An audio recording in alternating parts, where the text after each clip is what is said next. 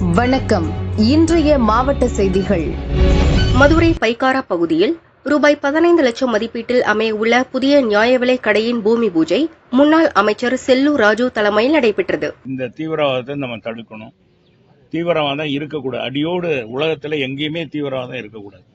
அது எந்த நாட்டில் இருந்தாலும் சரி, அடியோடு ஒழிக்கப்பட வேண்டியது என்பது யாருக்கும் எந்தவித கருத்து மாறுபாடும் இருக்காது. இன்னைக்கு மோடிஜி அவர்கள் துணிந்து நின்று நம்ம எந்த ஒரு பிரதமரும் எடுக்காத நடவடிக்கையோ துணிந்து நின்று இந்த ராணுவ நடவடிக்கை எடுத்ததை இன்னைக்கு எல்லாருமே பாராட்டுறாங்க, உலகமும் பாராட்டுகிறது. நாம் இந்திய மக்கள் அனைவருமே ஒன்றாக இருந்து எத்தனை அரசியல் கருத்து மாறுபாடுகள் இருந்தாலும் பாரதமருக்கு பின்னால இருந்து அவருடைய இந்த நல்ல முன்னெடுப்புக்கு நம்ம எல்லாம் உறுதுணையாக இருக்கணும். இதுல கருத்து மாற்றமே இருக்கக்கூடாது என்பதுதான் எங்களுடைய பொதுச் செயலாளருடைய எண்ணமும் எங்களுடைய எண்ணமும் அதே தான். யாரும் எடுக்காத ஒரு நடவடிக்கையை பாரத பிரதமர் அவர்கள் துணிந்து எடுத்திருக்கிறார். அதுக்காக வாழ்த்துக்கள். அதெல்லாம் சும்மா டைமிங் தலைவர், டைமிங்காக. இந்த தமிழ்ன்றாங்கல்ல, முதல்ல இவங்க ஸ்கூல்ல இவங்க நடத்துற ஸ்கூலுக்கு, இவங்க மக நடத்துற ஸ்கூலுக்குலாம் தமிழ் பேர் வைக்க சொல்லுங்க. சன்ஷைன் என்னமோ ஒன்று வச்சிருக்காங்க ஸ்கூலு, என்னென்ன வச்சுக்க. முதல்ல அவங்க மகளை மாற்ற சொல்லுங்க. முதல்ல குடும்பத்துல தொட சொல்லுங்க. அது என்ன சொன்னா சனாதானம் எடுத்தாலும் சரி, இவங்க வீட்டுல அடியார்கள் வரலாம், இவங்க வீட்டுக்கு பூசாரிய வரலாம், அவங்க திருநீர் கொடுத்தா பூசிக்கிடுவாரு, குங்குமம் வச்சா வச்சுக்கிடுவாங்க. இவங்க அம்மா கோயிலா போறாங்க, அந்நியார் துர்கா ஸ்டாலின் போறாங்க கோயிலா, எல்லாத்துக்கும் போறாங்க. அவங்க வரும்போது பூசும்போது அவங்க இதெல்லாம் தீ குடம் பால் குடம் எல்லாம் எடுக்கிறாங்க. அதை திருத்த மாட்டேன்றாரு. என்னடா ஊருக்கு உபதேசம் இதெல்லாம் சேர இந்த 10 மாசத்துக்காக நடிக்கிறார் அவர். இவங்க காலத்துல தாங்க தமிழ்நாடு முழுவதும் பாத்தீங்கன்னா நெடுஞ்சாலை எல்லாம் பூரா பாத்தீங்கன்னா இந்தி எழுத்துல நெடுஞ்சாலை எல்லாம் அந்த ஊர்கள் பேர் இருந்தது. அப்ப அம்மா அவர்கள் கண்டித்தாங்க, நம்ம எங்கெல்லாம் சொல்லி தார வச்சு அழிஞ்சாங்க. அப்ப கேட்கும்போது இதே டிஆர் பாலு வியாக்கியானமா பேசினார். வெளிமாநில இருந்து வர்றாங்க, அவங்களுக்கு இந்தி எழுத்துனா தான் தெரியும், ஊர் பேர் தெரியாது. ராமேஸ்வரம் போறாங்க, கன்னியாகுமரி போறாங்க, மதுரைக்கு வராங்க, எல்லா இடத்துக்கும் போறாங்க. அவங்க விரும்புற ஊருக்கு போகும்போது தெரியாம போகுது தமிழ் எழுதுனான்னு இவரே தான் வியாக்கியானம் பேசினாங்க. இவங்க எப்பவுமே இப்படிதான் தலைவர். எப்பவுமே தேர்தல்னா ஒரு ஸ்டண்ட், தேர்தல் முடிஞ்ச பிறகு அப்புறம் மாத்திக்கிடுவாங்க. இப்ப நம்ம பாரத பிரதமரை பாராட்டுறோம்ல, இந்த தீவிரவாதி அது மாதிரி ஒரு சம்பவம் சொல்லுங்க. நம்ம முதலமைச்சர் இந்த மாதிரி நடவடிக்கை எடுத்தாரியா சொல்லுங்க. பொன்முடிய என்ன கோர்ட்டு சொல்லி இனி 10 ரூபா அமைச்சரை சுப்ரீம் கோர்ட்டு சொல்லி உனக்கு அமைச்சர் பதவியா அப்படின்னு கேட்ட பிறகு என்ன செய்யறது, சட்ட சிக்கல் எல்லாம் பார்த்துட்டு கடைசியில போய் அது தேர்தல் வருது, இந்த நேரத்தில் இதையும் இது பண்ணும். என்னைக்கே பொன்முடி பேசினாரோ ஓசின்னு சொன்னாரோ அன்னைக்கே நீக்கி இருக்கணும்ப்பா. அதான் ஒரு முதலமைச்சர். சாட்டை எடுப்பேன் என் உடம்பு தான் போயிடுச்சுன்னு 1 வருஷத்துல சொன்னாரு.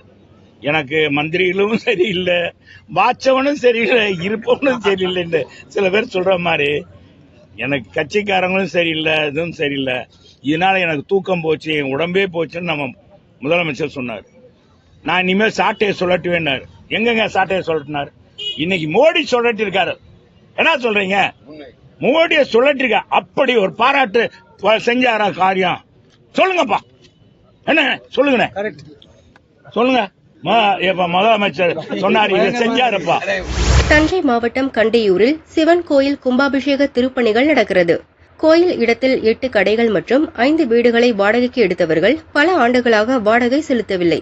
காலி செய்யும்படி கோயில் நிர்வாகம் நோட்டீஸ் வழங்கியும் பயனில்லை. தொடர்ந்து கோயில் நிர்வாகம் கோர்ட்டில் வழக்கு தொடர்ந்தது. ஆக்கிரமிப்பாளர்களை காலி செய்ய கடந்த மாதம் கோர்ட் உத்தரவிட்டது. எனினும் ஆக்கிரமிப்பாளர்கள் அசைந்து கொடுக்கவில்லை. தொடர்ந்து பலத்த போலீஸ் பாதுகாப்புடன் 8 கடைகள் மற்றும் 5 வீடுகள் அகற்றப்பட்டது. இதன் மூலம் 3 கோடி ரூபாய் மதிப்புள்ள கோயில் நிலம் மீட்கப்பட்டது குறிப்பிடத்தக்கது.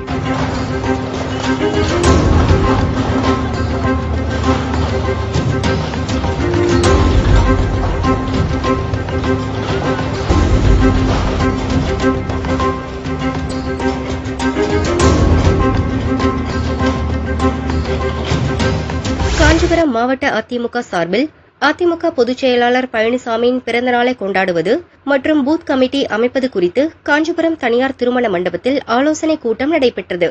முன்னாள் அமைச்சர் சோமசுந்தரம் தலைமை வகித்தார். முன்னாள் அமைச்சர் வைகை செல்வன் பங்கேற்றார். திமுக ஆட்சி 4 ஆண்டுகளில் சாதனை அல்ல வேதனை. சாதனை என்று சொல்லிக் கொண்டிருக்கிறார் ஸ்டாலின். தமிழக மக்களும் வேதனை என்று சொல்லிக் கொண்டிருக்கிறார். தங்களைத்தானே காப்பாற்றிக் கொள்ளுங்கள் என்று எங்கள் பொதுச் செயலாளர் வருங்கால முதலமைச்சர் அண்ணன் எடப்பாடியார் நேற்றைய தினம் அறிக்கை வெளியிட்டார். தனியாக குடியிருக்கிற வயதானவர்களை குறிபார்த்து அவர்களை கொலை செய்து அவர்களுடைய பணத்தை கொள்ளையடிக்கிற கூட்டம் தமிழ்நாடு முழுவதும் நடக்கும். தமிழ்நாட்டு மக்களை சுரண்டி கொளுத்திருக்கிறார்கள் திமுகவுடைய அமைச்சர்கள் என்று சொன்னால், தமிழ்நாடு முழுவதும் இருக்கிற ரவுடிகள் பட்ட பகலிலே போய் தனியாக வசிக்கின்றவர்களை அடித்து கொலை செய்து அவருடைய பணத்தையும் நகையும் பறித்துக் கொள்ளும். இதுவரை கைது செய்யப்படவே இல்லை. ஓராண்டுகளுக்கு முன்பாக காங்கிரஸ் கட்சியை சேர்ந்த ஜெயக்குமார் கொலை செய்யப்பட்டார், எரித்து கொலை செய்யப்பட்டார். எப்படி கொலை செய்யப்பட்டார் என்று இன்ன வரைக்கும் தடயமே இல்லை என்று காவல்துறை சொன்னார். ஆக இதைத்தான் எங்கள் பொதுச் செயலாளர் அண்ணன் எடப்பாடியார் சொன்னார், மக்களே நீங்கள் தங்களை காப்பாற்றிக் கொள்ளுங்கள், இந்த அரசை நம்பி பிரயோஜனம் இல்லை, இந்த காவல்துறை நம்பி பிரயோஜனம் இல்லை என்று சொல்லியிருக்கிறார். ஆக இப்படிப்பட்ட நிலையில் இருக்கக்கூடிய இந்த ஆட்சி 4 ஆண்டுகள் சாதனை அல்ல, வேதனை வேதனை வேதனை தான். நாட்டினுடைய பிரதமர் சரியான பதிலடி கொடுத்திருக்கிறார். பாகிஸ்தான் தீவிரவாதிகள் பொதுமக்களுக்கு இடையூறு இல்லாமல், எந்த உயிர் பலியும் இல்லாமல் மிக ராஜதந்திரமாக இதை கையாண்டிருக்கிறார் பாரத பிரதமர் நரேந்திர மோடி அவர்கள். உலகம் முழுவதும் அவருக்கு பாராட்டுக்கள் குவிந்த வண்ணம் இருக்கிறார். அன்றைய ராமன் இலங்கை சென்று அரக்கர்களை கொன்று குவித்தார். அதே போல இன்றைய ராமனாக இருக்கிற பிரதமர் நரேந்திர மோடி அவர்கள் பாகிஸ்தான் தீவிரவாதிகளை கொன்று குவித்து அவர்களுடைய முகாம்களை அடித்து நொறுக்கி இருக்கிறார், அழித்திருக்கிறார். இது இந்த வரலாறு. வாழ்க நீ எம்மான் என்று அவரை வாழ்த்த வேண்டும் எல்லோரும். பஹல்காம் பயங்கரவாத தாக்குதலை தொடர்ந்து தமிழகத்தில் சென்னை துறைமுகம் மற்றும் கல்பாக்கம் அணுமின் நிலையம் ஆகிய 2 இடங்களில் போர் பாதுகாப்பு ஒத்திகை நடைபெற்றது. கல்பாக்கம் அணுமின் நிலையத்தின் உள்ளே போர்க்காலத்தில் என்னென்ன செய்யலாம், எதையெல்லாம் தவிர்க்கலாம் என்பது குறித்து ராணுவ வீரர்களுக்கு பயிற்சி அளிக்கப்பட்டது.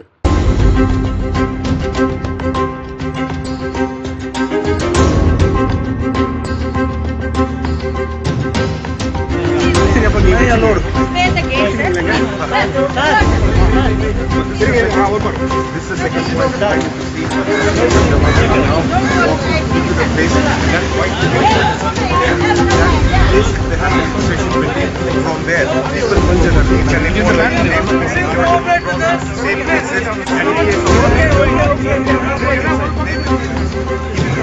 this conflict has begun at Chennai.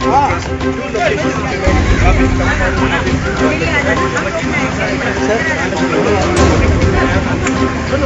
Thank you.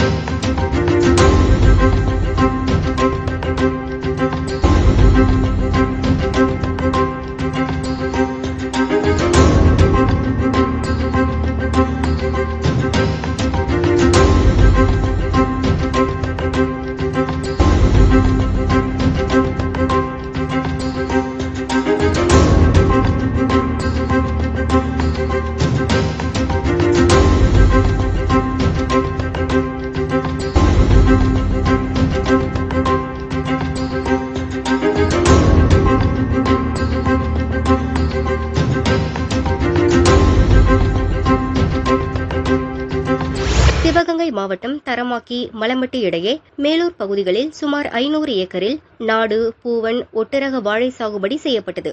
இப்பகுதிகளில் பலத்த சூறாவளியுடன் மழை பெய்தது. இதில் அறுவடைக்கு தயாராக இருந்த 200 ஏக்கர் வாழை மரங்கள் முறிந்து சேதமானது. பல லட்சம் நஷ்டம் ஏற்பட்டதால் வாழை விவசாயிகள் கடும் வேதனை அடைந்தனர். தோட்டக்கலை அதிகாரிகள் ஆய்வு செய்து விவசாயிகளுக்கு இழப்பீடு வழங்க நடவடிக்கை எடுக்க வேண்டும் என வலியுறுத்தினர்.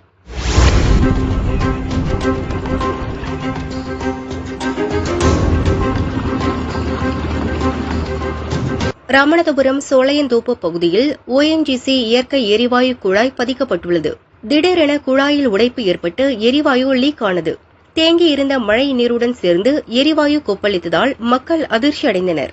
தீயணைப்புத் துறையினர் மற்றும் ONGC ஊழியர்கள் ஸ்பாட்டிற்கு விரைந்தனர். சுமார் 4 அடி நீளம் உடைந்த குழாயை சரி செய்தனர். குழாய் உடைப்பு ஏற்பட்டதால் 4 மணி நேரம் எரிவாயு கசிவு ஏற்பட்டது. எனினும் அசம்பாவிதம் ஏதும் ஏற்படவில்லை.